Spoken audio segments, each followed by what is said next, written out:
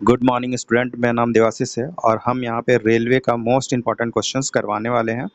तो देखिएगा, ये सारा प्रीवियस ईयर होगा और यहाँ पे स्पीडी बुक को फॉलो कर रहे हैं। ठीक है, स्पीडी बुक से बहुत सारा क्वेश्चंस आता है, तो देखिए फटाफट।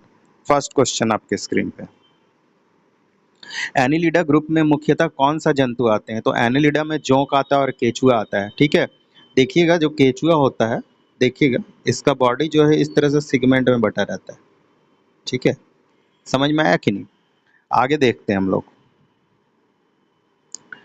नेक्स्ट है, ऑर्थोपोडा ग्रुप में मुख्यतः कौन सा जंतु आते हैं? तो ऑर्थोपोडा ग्रुप हम लोग कीड़ा मकोड़ा वाला ग्रुप को बोलते हैं। तो इसमें हो जाएगा तिलचट्टा, मच्छर, खटमल और मक्खी। ध्यान दीजिएगा कि आखिर ऑर्थोपोडा को पहचानेंगे कैसे?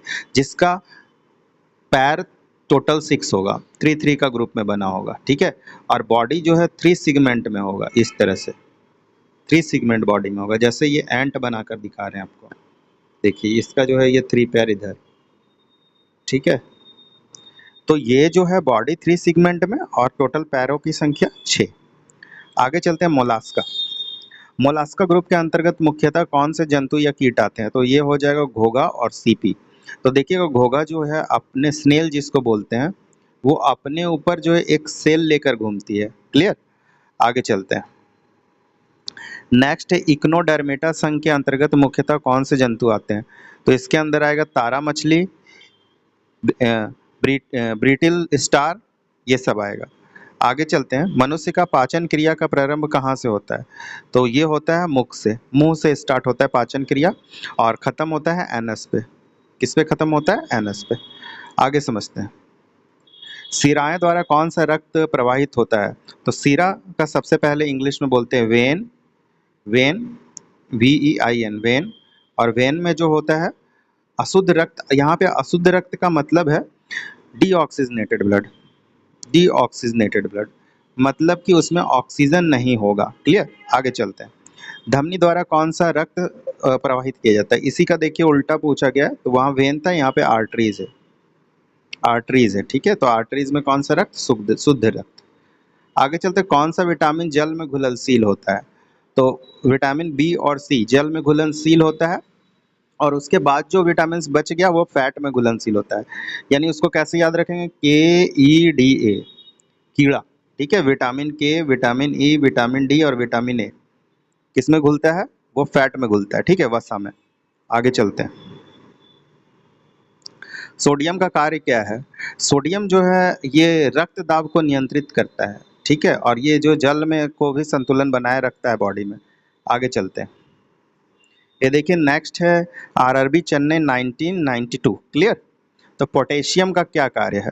तो ध्यान दीजिएगा, पोटेशियम का काम है कि हृदय की धड़कन और नाड़ी के संस्थान के कार्यों को संचालित करता है। हृदय के धड़कन का मतलब है कि जो हृदय सिस्टोल और डायस्टोल होता है उसको वो कंट्रोल करता है। क्लियर? आगे चलते हैं।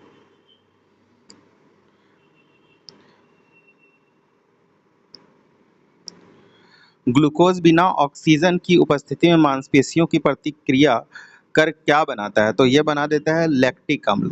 अब देखिएगा, लैक्टिक अम्ल जो है ये घुटना के पास जब जमा हो जाएगा तो घुटना में बहुत जोर का दर्द होगा। ठीक है, आगे समझते हैं। ग्लूकोज बिना ऑक्सीजन की उपस्थिति में बैक्टीरिया या ईस्ट से प्रतिक्रिया कर क्या बनाता है? ये बनाता है इथाइल अल्कोहल। क्या बनाता है? Ethyl alcohol. आगे, ऑक्सीजन की उपस्थिति में ग्लूकोज की प्रतिक्रिया होती है तो क्या बनता है? कार्बन डाइऑक्साइड और जल का निर्माण होता है।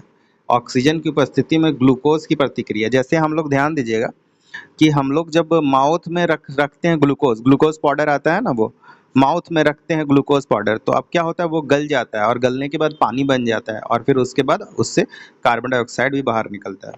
नेक्स्ट हम लोग देखते हैं। एनिलिडा में उत्सर्जन उसके किस उत्सर्जी अंग से होता है? तो ये हो जाएगा नेफ्रेडिया। नेफ्रेडिया से इसका उत्सर्जन होता है। ठीक है, आगे चलते हैं। मूत्र का पीएच मान क्या होता है? तो मूत्र का पीएच मान होता है 6। इसका मतलब ये क्या है? यूरिन ये है एसिडिक। एसिडिक है। क्या है ये? एसिडिक। नेक्स्ट देखते हैं। बहिस्रावी एवं अंतःस्रावी दोनों किस प्रकार की ग्रंथियां होती है? तो ध्यान दीजिएगा, बहिस्रावी का मतलब है जो बाहर की तरफ जूसेस को सिक्रीट करे। जैसे हम लोग देखते हैं sweat gland, sweat gland, sweat gland जो है हम लोगों का बाहर की तरफ पसीना को निकलता है। और अगर हम लोग देखेंगे लीवर, लीवर अंदर की ही तरफ जूसेस सिक्रीट करता है, इसको अंतःस्रावी ग्रंथि बोलते हैं या ग्लैंड बोलते हैं। आगे चलते हैं।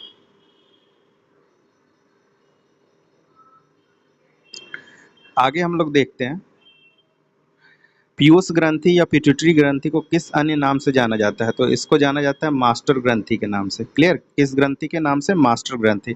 ये मटर का दाना के जैसा रहता है और ये बॉडी को कंट्रोल करता है। क्लियर, आगे चलते हैं। स्प्रिंग को अपनी सामान्य लंबाई पर वापस लौटने के लिए लगने वाला बल कहलाता है, इसको बोलते हैं प्रत्यानयन बल।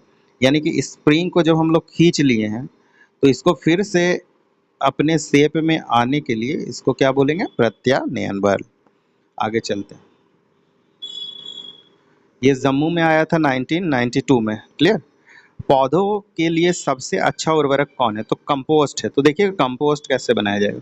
सबसे पहले जितना भी सूखा पत्ता है और जितना भी तरह का जो सूखा चीज है, जिसको सूखा और गीला कचरा बोलते हैं ना, तो जितना भी तरह का सूखा कचरा है उसको जमा किया जाएगा। ठीक है, या गीला कचरा जैसे हम लोग जो घर में यूज करते हैं, जैसे आलू का छिलका हो गया, फिर उसके बाद जो भी वेस्ट मटेरियल जो फेंकते हैं हम लोग, वो सारा को जमा कर लीजिए और फिर एक गड्ढा करके उसके अंदर सारा चीज को डाल के ऊपर से मिट्टी डाल दीजिए।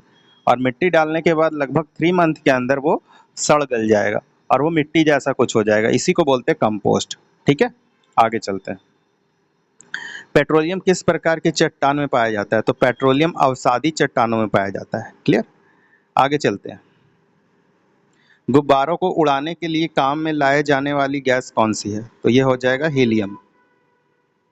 हीलियम, हीलियम जो है बहुत हल्का गैस होता है, तो बहुत आसानी से ये उड़ पाता है। ठीक है, इसी कारण से बहुत जल्दी उड़ पाता है। आगे चलते हैं। डीडीटी का उपयोग किस रूप में किया जाता है? तो डीडीटी का जो है वो कीटनाशक के रूप में किया जाता है। किसके रूप में? कीटनाशक के रूप में। आगे चलते हैं। इथेनॉल, इथेनॉल समझिएगा। अब इथेनॉल एक तरह का वाइन ही है जो हम लोगों का लीवर को खराब कर देता है। लीवर को खराब कर देगा वो इथेनॉल। किसको खराब कर देगा? लीवर को। ठीक है। सभी अम्लों में अनिवार्य रूप से पाए जाने वाला पदार्थ क्या है? वो क्या है? हाइड्रोजन। हाइड्रोजन, ये सब अम्ल में पाया जाता है। क्लियर। आग लगने तथा फैलने की सबसे कम संभावना किस वस्त्र में होती है? ये होता है सूती वस्त्र में। क्लियर। आगे चलते हैं। लोहा का सबसे महत्वपूर्ण स्रोत क्या है? तो लोहा का सबसे महत्वपूर्ण स्रोत हरी पत्तेदार सब्जियां हैं। लेकिन ध्यान दीजिएगा, हरी पत्तेदार सब्जियां में सबसे ज्यादा लोहा जो पाया जाता है वो पाया जाता है पालक में। ठीक है, आगे चलते हैं। अब ध्यान दीजिएगा, गैसोलीन को किसके साथ मिश्रण करके गैसोहॉल बनाया जाता है? तो इथाइल अल्कोहल होगा। क्या होगा? Ethyl alcohol. नेक्स्ट, तात्कालिक ऊर्जा शक्ति के लिए धावकों को कौन सा पदार्थ दिया जाता है? जिसको इंस्टेंट एनर्जी बोलते हैं। क्या दिया जाता है? ग्लूकोज। क्या दिया जाता है? ग्लूकोज। नेक्स्ट देखते हैं। मानव जाति के लिए ओजोन परत क्यों जरूरी है? ध्यान दीजिएगा, अल्ट्रावायलेट रे से बचने के लिए हम लोगों को क्या चाहिए? हम लोगों को चाहिए ओजोन परत। ठीक है, ओजोन का लेयर होता है। ओजोन टोटल ध्यान दीजिएगा यहाँ पे, ओजोन का हम लोग फार्मूला बोलते हैं O3। ओजोन जो है डिप्लेशन का मतलब क्या होता है, यानी ओजोन क्षय का मतलब क्या होता है कि ओजोन में O2 बच गया, 1O गायब हो गया। ठीक है, तो ध्यान दीजिएगा, ओजोन हम लोगों को क्या चीज से बताता है? परावैंगनी किरणों से। किससे? परावैंगनी किरणों से। इंग्लिश में परावैंगनी किरणों को बोलते हैं अल्ट्रावायलेट रे। आगे समझते हैं। टाइफाइड में यूज होने वाला औषधि क्या है? टाइफाइड में यूज होने वाला औषधि है क्या? क्लोरोमाइसीटीन। क्या है? क्लोरोमाइसीटीन। क्लोरोमाइसीटीन।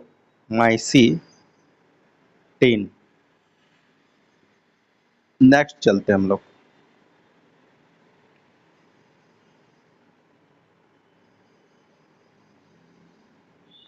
नेक्स्ट देखिए, अब ध्यान देना है, सोने का शुद्ध शुद्ध रूप कितने कैरेट का होता है? तो सोने का शुद्ध रूप 22 कैरेट का होता है, जिससे सॉरी 24 कैरेट का होता है, जिससे किसी भी तरह का ऑर्नामेंट्स, किसी भी तरह का आभूषण नहीं बनाया जाता है। क्लियर? क्योंकि बहुत ही ज़्यादा मुलायम होता है। नेक्स्ट है, सीने बार किसका आयसक है? सीने बार जो है वो पारा का आयसक है। आयसक का इंग्लिश जो होता है ओर। क्लियर? नेक्स्ट, शरीर का ताप का नियंत्रण किसके द्वारा होता है? शरीर के ताप का नियंत्रण किसके द्वारा होता है? हाइपोथैलेमस के द्वारा। तो इसको कैसे याद कीजिएगा, ध्यान दीजिएगा।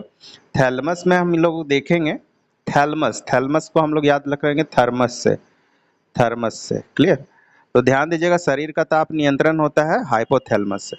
आगे चलते हैं, लाल अस्थि मज्जा में किसका निर्माण होता है? ये आरबीसी का होता है। किसका होता है? आरबीसी का। आरबीसी यानी कि रेड ब्लड सेल का होता है अस्थि मज्जा। ठीक है, अस्थि मज्जा। आगे चलते हैं,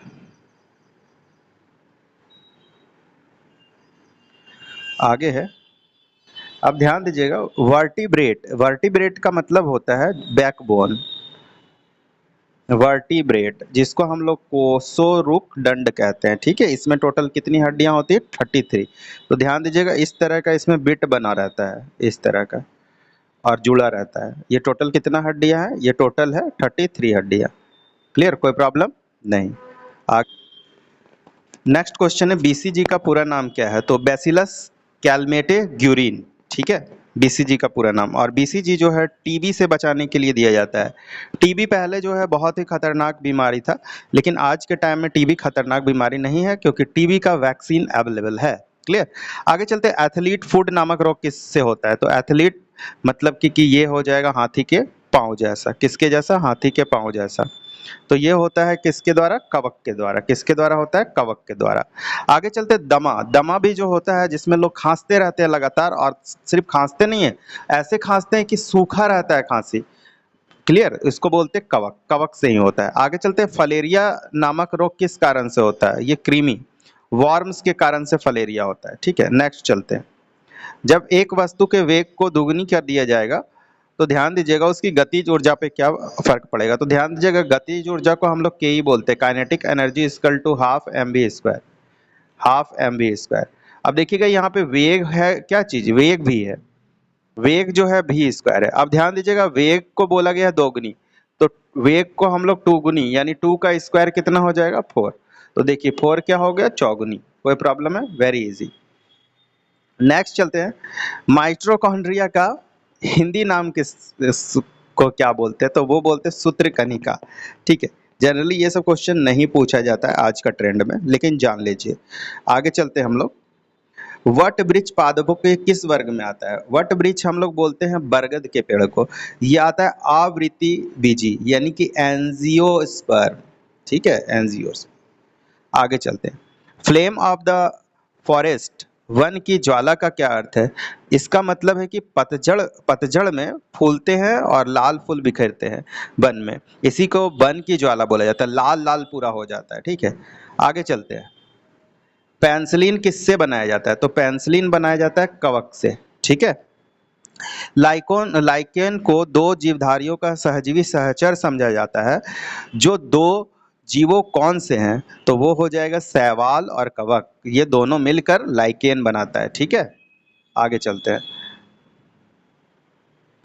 आमतौर पर संश्लेषित वृद्धि माध्यम और बेकरी में काम में लाए जाने वाला एगर एगर किससे प्राप्त होता है? ये शैवाल है। ठीक है, ये क्या करता है? ये फ्लेवर लेकर आता है। ठीक है, जो बेकरी इंडस्ट्री है उसमें फ्लेवर लेकर आता है, जो हम लोग पाव रोटी खाते हैं उसमें।